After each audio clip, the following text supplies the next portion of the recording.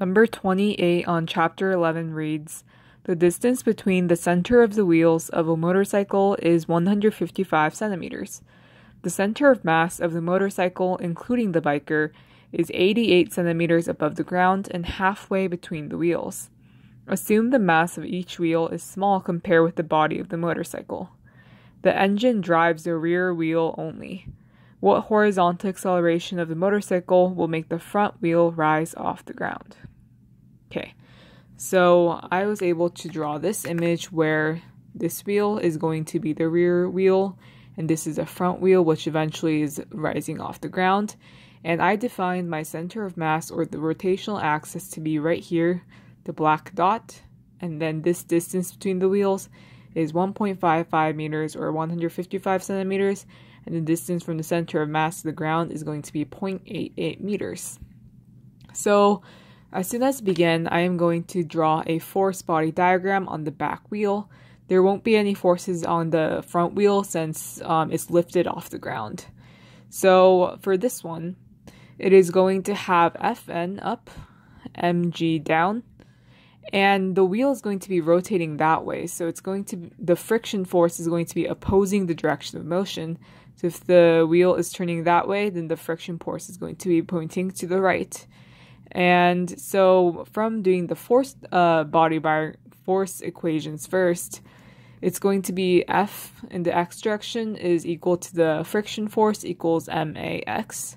And then force in the y direction is going to be Fn up minus mg down equals may, but ay is just going to be 0 since it's not acceleration in the y direction, which means that Fn will just equal mg.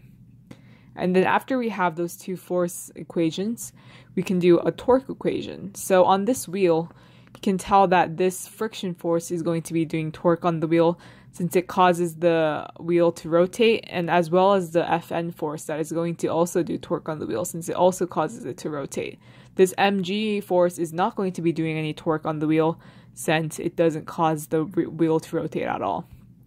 And you can see that the friction force will turn the wheel counterclockwise, and then the Fn force is going to be turning it clockwise. So you define one to be positive and you define the other to be negative. You can also use the right-hand rule. And this one is going to be Fn R1 minus Fr2. And these R1s and R2 is going to be different, as we will see later, equals I alpha.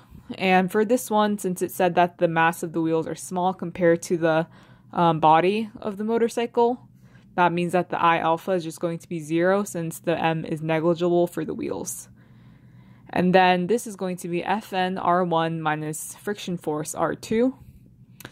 And that is so, since it's equal to 0, these two forces are going to be equal to each other, or these two torques are going to be equal to each other. And from this equation, you knew that Fn is going to be mg. So I did mg times R1 equals F, which you know is going to be ma times R2. And these m's will cancel because they're the same value. And for R1, you can see that for the normal force, this is going to be perpendicular to this position vector. And this, since this whole thing is 1.55 meters, half of this, which is right where the center of mass is going to be 0.775 meters. So you want this R value to be 0.775 meters for the normal force. And then for the friction force, you can see that this is perpendicular to this position vector right here from the center of mass to the ground, which is going to be 0.88 meters. So you want to assign that value for the friction torque.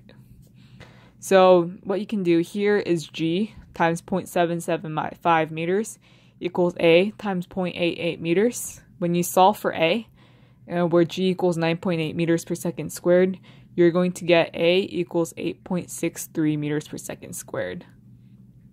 And that will be the horizontal acceleration of the motorcycle that will eventually make the front wheel go off the ground.